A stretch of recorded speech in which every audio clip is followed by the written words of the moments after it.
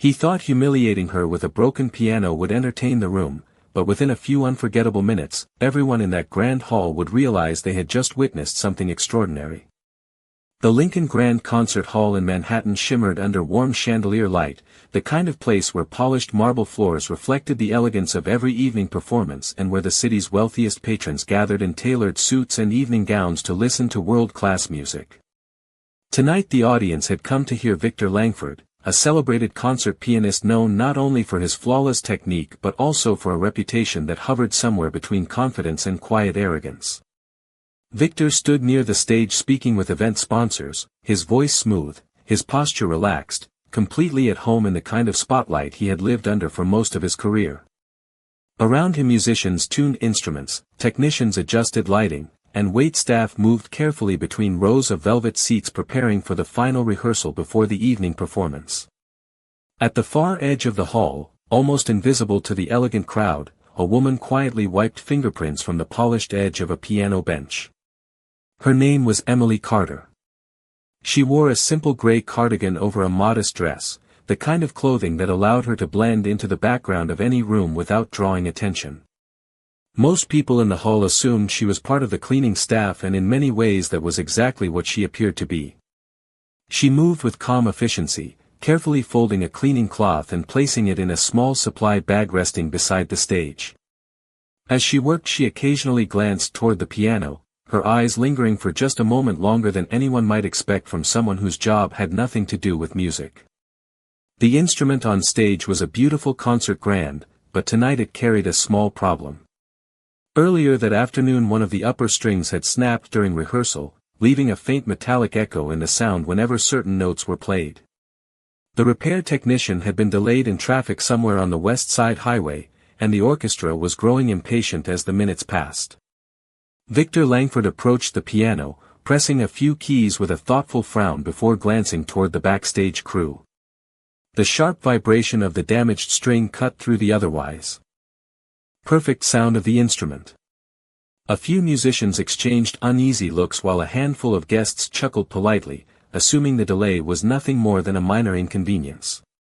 Victor exhaled slowly, running a hand through his neatly styled hair before turning his attention toward the quiet woman standing near the edge of the stage. Emily had paused for a moment as she gathered her cleaning supplies, her eyes briefly following the movement of his hands across the keyboard. Victor noticed the look and smirked slightly, the spark of an idea forming almost instantly. In a room full of wealthy donors and curious spectators, a little humor might lighten the mood while they waited for the technician to arrive. He gestured casually toward the piano and called out with a playful tone that carried easily across the hall. "Well, since our instrument seems to have developed a personality tonight, perhaps our quiet helper here would like to test it for us." Several guests turned in their seats, amused by the unexpected suggestion. Emily looked up, surprised by the sudden attention as dozens of eyes shifted toward her. Victor smiled wider, clearly entertained by the moment unfolding before him, unaware that the simple invitation he had just extended was about to reveal far more than anyone in that room was prepared to understand. For a moment Emily Carter did not move. The laughter that rippled through the elegant hall was not cruel, but it carried the unmistakable tone of amusement that comes when a crowd expects a harmless spectacle. Several guests leaned toward one another with quiet smiles, whispering behind polished glasses of sparkling water. Victor Langford stood beside the grand piano with relaxed confidence, clearly pleased with the spontaneous entertainment he believed he had just created. The orchestra members nearby watched with mild curiosity while a few stage technicians paused their work to see what would happen next. Emily slowly straightened from the piano bench she had been cleaning and looked around the hall as though making sure Victor had truly been speaking to her. For years she had worked quietly in places like this one, arriving before rehearsals and leaving long after the final audience member had stepped out into the New York night. Her job was simple and predictable. Wipe the dust, polish the wood, reset the benches, and remain invisible while the real performers filled the room with music. That quiet invisibility had always suited her. It allowed her to observe the rhythm of concert halls without becoming part of the performance itself. Victor gave a small encouraging wave with his hand as though inviting a shy volunteer to step forward at a charity event. "Come on," he said lightly, his voice echoing through the hall. "It is only a few keys. Perhaps you can tell us if the piano is truly broken." A few polite chuckles followed the comment. One of the violinists shook his head with an amused smile while a donor seated near the front row leaned back in his chair, clearly enjoying the unscripted moment. Emily felt dozens of eyes resting on her, waiting for a reaction. For a brief second she considered quietly declining and returning to her work. That would have been the easiest path. Yet something about the invitation lingered in the air like an unfinished chord. She placed her folded cloth gently into her supply bag and stepped closer to the stage. Her movements were calm and unhurried, the same steady rhythm she used while working late nights after performances when the hall stood empty and silent. The marble floor reflected the soft glow of the chandeliers as she approached the piano. Victor stepped aside with a theatrical gesture, giving her room at the instrument while maintaining the confident smile that suggested the entire situation was still part of his playful mood. Emily paused beside the grand piano and looked down at the keyboard. Even with the damaged string the instrument remained beautiful, its black lacquer surface gleaming beneath the lights. She lifted the fallboard slightly and pressed one key with gentle curiosity. The sound rang clearly through the hall before fading into the vast open space above the stage. Then she tested another note, listening carefully as the faint vibration from the broken string echoed in the background. Victor crossed his arms loosely while watching her experiment with the keys. The audience continued to watch as well, expecting nothing more than a brief moment before the technicians returned to repair the instrument. Emily rested her hands lightly on the edge of the piano for a moment, studying the keyboard the way a craftsman studies a familiar tool. Her expression remained composed, almost thoughtful, as though she were listening not just to the notes but to something deeper hidden inside. The instrument. After a quiet breath she pulled the bench slightly closer, sat down with calm precision, and placed both hands gently above the keys while the room slowly grew quieter without anyone quite realizing why. Emily Carter allowed her hands to rest above the piano keys for a moment longer, not touching them yet, simply listening to the quiet that had slowly spread across Lincoln Grand Concert Hall. It was subtle at first. The whispers softened. The small chuckles faded. Even the musicians who had been casually watching began to lean forward with quiet curiosity. Victor Langford remained beside the instrument with relaxed confidence, though his expression carried a hint of impatience, as if he expected the brief experiment to end quickly so the rehearsal could continue. Emily lowered her fingers gently onto the keyboard and pressed a single note. The sound rang clearly, filling the vast hall before drifting upward into the high domed ceiling. A faint metallic vibration followed, the unmistakable echo of the broken string. Several audience members smiled knowingly, as though the sound confirmed what everyone already believed about the damaged instrument. Emily played another note, then a third, her fingers moving slowly across the keys while she studied the response of each tone. She seemed to be mapping the instrument in her mind, discovering where the piano still sang clearly and where the broken string interfered with the sound.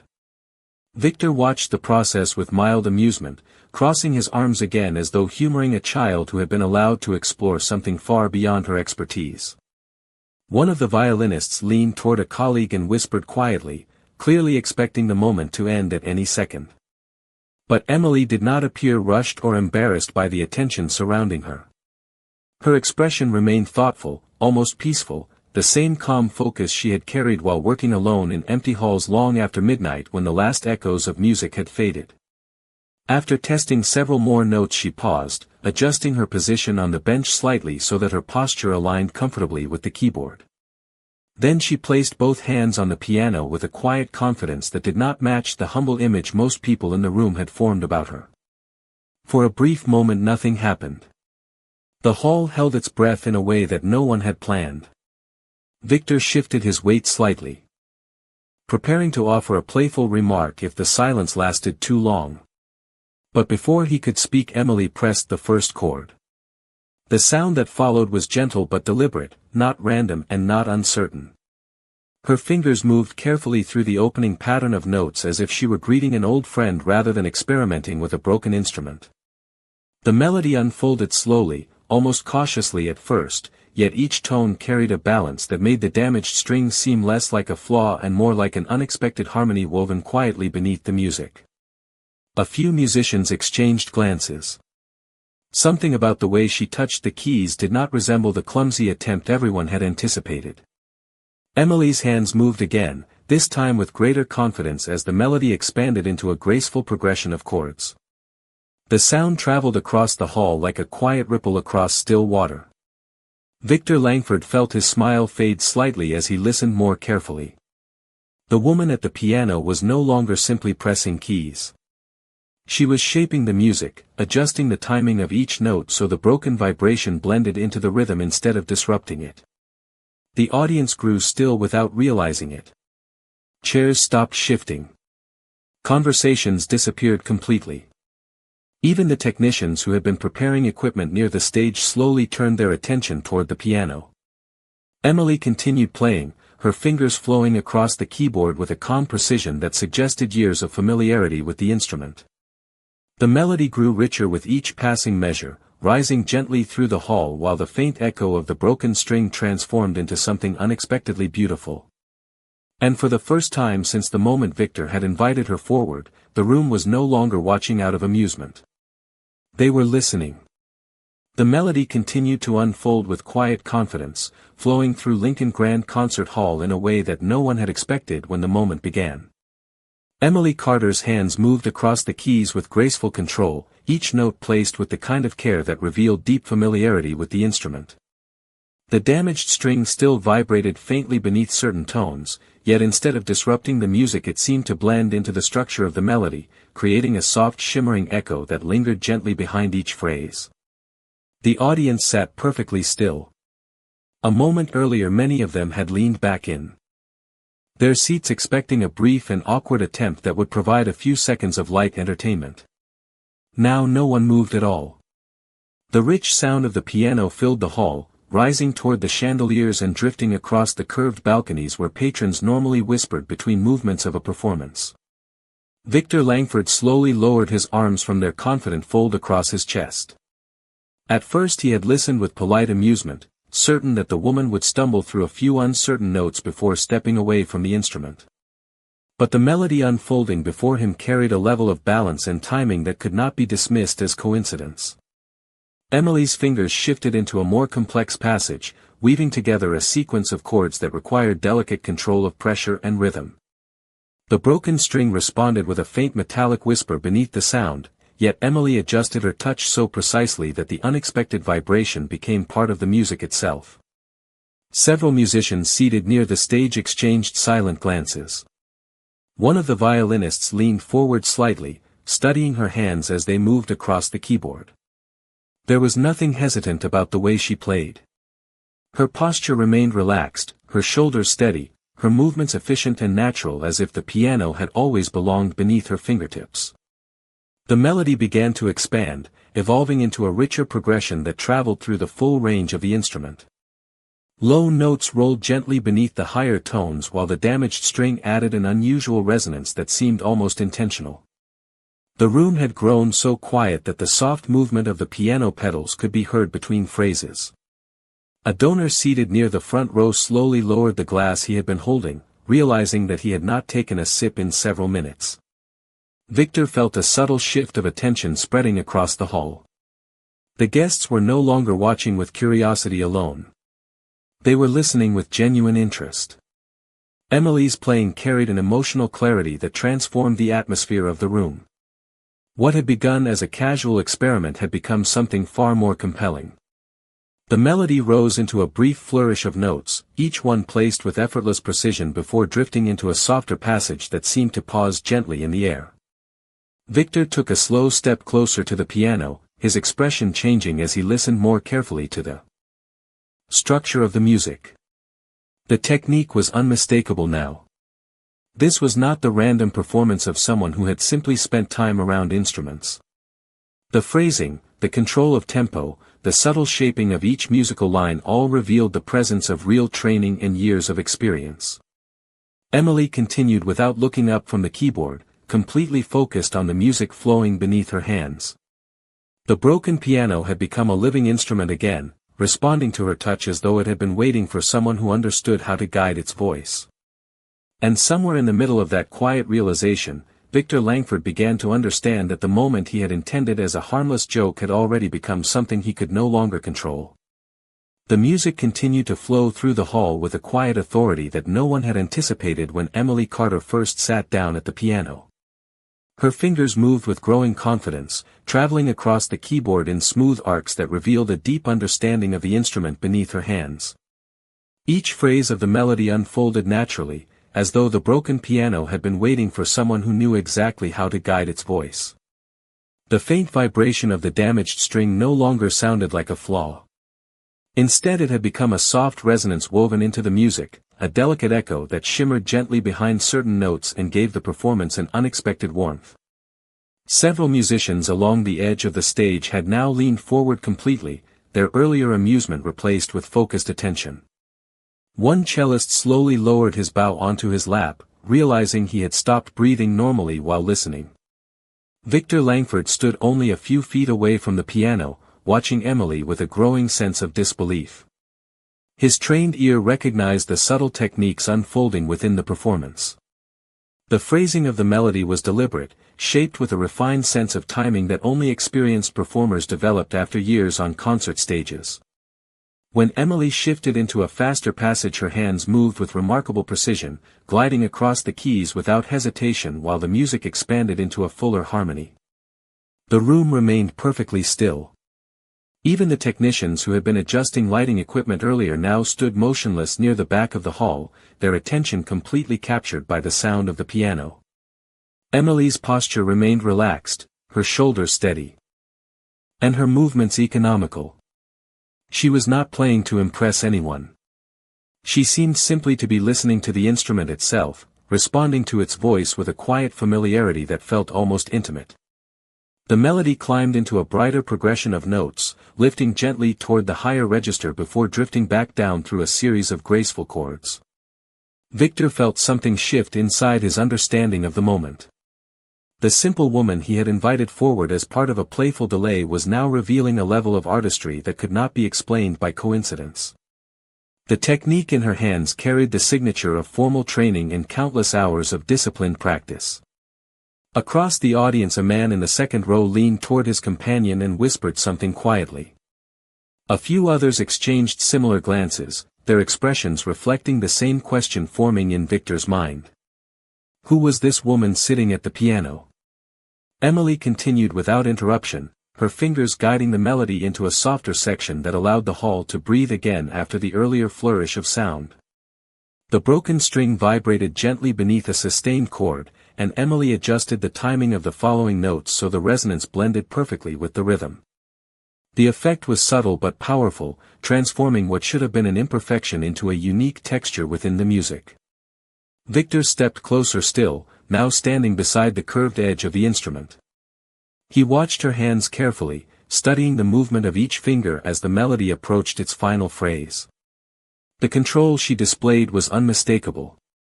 This was the work of someone who understood music far beyond casual familiarity. Emily lifted the melody into a final rising sequence of notes before allowing the sound to settle into a calm closing chord that lingered gently in the air. For a few seconds after the last tone faded, no one in Lincoln Grand Concert Hall moved at all. The silence that followed was deeper than any applause, the kind of silence that appears only when an audience realizes they have just witnessed something extraordinary. The silence inside Lincoln Grand Concert Hall lingered for several seconds after the final chord faded, a deep and thoughtful quiet that felt almost sacred. Emily Carter kept her hands resting lightly on the keys as the last vibration from the broken string dissolved into the high ceiling above the stage. She did not look up immediately. Her focus remained on the instrument, as if she were allowing the piano itself to finish speaking before she moved. Across the room dozens of faces remained turned toward her, the audience still processing what they had just heard. Victor Langford stood beside the piano without saying a word. The confident smile he had worn earlier had disappeared completely, replaced by a thoughtful expression that revealed something far more complicated than simple surprise. He had spent most of his life around music. Concert halls, conservatories, and rehearsal rooms had been his world for decades. He knew the difference between casual talent and true mastery, and what he had just witnessed belonged firmly in the second category. Emily slowly lifted her hands from the keyboard and allowed them to rest in her lap. Only then did she glance up toward the audience. The room remained motionless, as if no one wanted to break the quiet that had settled over the hall. One of the orchestra members shifted slightly in his seat, the faint sound of fabric brushing against the chair echoing more loudly than expected in the stillness. Victor finally cleared his throat, the small sound drawing attention back toward him. He stepped closer to the piano and looked down at the keyboard where Emily had been playing only moments before. The broken string still rested beneath the lid of the instrument, unchanged from earlier, yet the memory of the music that had filled the hall made it difficult to believe that the piano had ever been considered unusable. Victor turned his gaze toward Emily, studying her more carefully now. The gray cardigan, the modest dress, the calm expression that had remained steady throughout the entire performance. Nothing about her appearance suggested the kind of experience required to play with such control. Yet the evidence had already been heard by everyone in the room. A quiet murmur began to move through the audience as people exchanged glances and whispered observations. Some leaned toward their neighbors, attempting to make sense of what they had just witnessed. A donor seated in the front row shook his head slowly, clearly impressed. One of the violinists stood up from his chair, still looking toward the piano with curiosity that had replaced his earlier amusement. Emily noticed the growing attention but did not appear uncomfortable under the sudden focus. She simply rose from the bench with the same calm composure she had carried when cleaning the stage earlier that evening. For a moment she looked down at the piano once more and gently closed the fallboard, the soft movement producing a quiet click that echoed faintly through the hall. Victor watched her carefully as she stepped away from the instrument. His mind moved quickly through years of musical memory, searching for some explanation that would connect this quiet woman to the level of artistry he had just heard. Finally he spoke, his voice no longer playful but thoughtful and sincere. That was not a simple test of a damaged piano. Emily paused for a moment beside the stage, meeting his gaze with a calm expression that revealed neither pride nor embarrassment. She simply nodded once, as if acknowledging that the music had spoken for itself. And in that quiet exchange Victor Langford began to understand that the unexpected moment he had created with a casual invitation had uncovered a story far deeper than anyone in the hall had imagined. The quiet that followed Emily Carter's calm nod seemed to stretch across the entire hall, as if the room itself was waiting for someone to explain what had just happened. Victor Langford remained standing beside the piano, his eyes fixed on her with a level of attention he rarely gave anyone outside the professional music world. For several long seconds neither of them spoke. The audience, sensing that something important was unfolding, remained silent as well. Finally Victor stepped forward slowly, his polished shoes echoing softly across the stage floor. Up close he studied Emily's face with the careful focus of a musician trying to recognize a familiar melody that he could not quite place. There was something about the confidence in her posture and the ease with which she had handled the instrument that felt strangely familiar. Victor had spent decades attending international festivals, judging competitions, and listening to thousands of performances. Faces and names from those years drifted through his memory like pages turning in an old program booklet. Somewhere within those memories a connection was beginning to form. Emily watched him quietly, her expression composed and steady. She did not appear uncomfortable beneath the attention now filling the hall. Instead she carried the same calm presence she had shown from the moment she sat at the piano. Victor glanced briefly toward the audience and then back at her before speaking again. His voice was softer now, no longer carrying the playful tone that had started the entire moment. He asked her a simple question. "Where did you learn to play like that?" The audience leaned forward slightly, eager for the answer. Emily paused for a moment as if considering how much explanation was necessary. Her eyes moved briefly across the hall, taking in the rows of seats, the musicians, the stage lights reflecting from the polished piano. For someone else the sudden attention might have been overwhelming, but Emily seemed to accept it with quiet grace. When she finally spoke, her voice was calm and gentle. She explained that music had been part of her life for many years, long before she ever stepped into the concert hall as a member of the cleaning staff. Her answer was simple, but the tone carried the weight of experience behind it. Victor listened carefully, the pieces in his memory continuing to shift. Then a thought crossed his mind, sudden and unmistakable. Years earlier there had been a young pianist whose performances had drawn enormous attention across several international competitions. Critics had spoken about her interpretation of classical works with unusual admiration.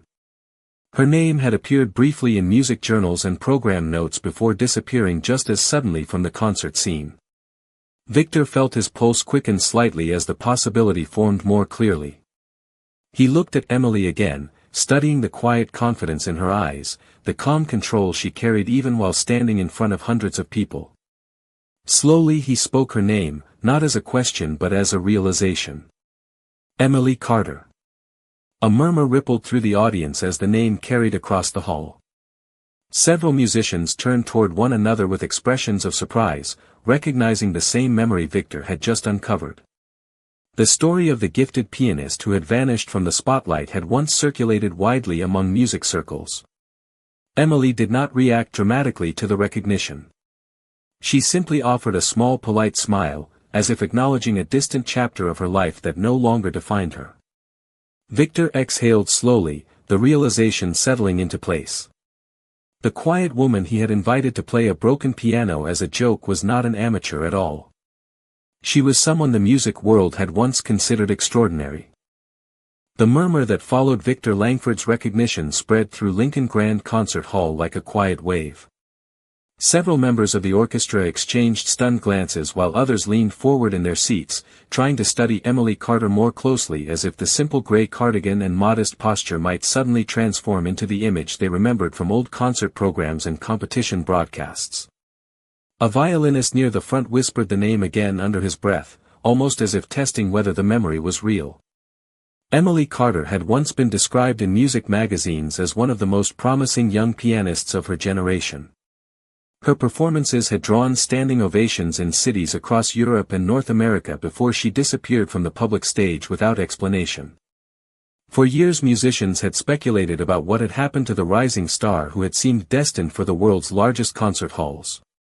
Yet none of those stories had ever mentioned a quiet woman polishing piano benches late at night in a Manhattan concert hall.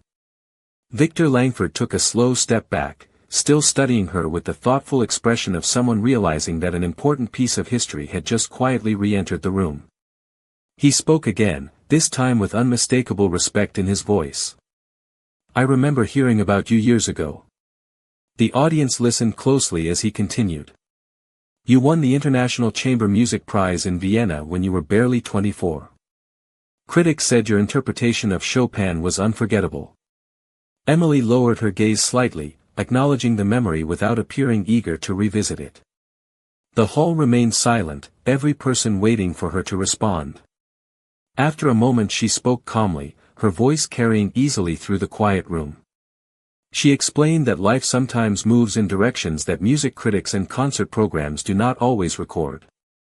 There had been family responsibilities, unexpected changes, and choices that led her away from the stage.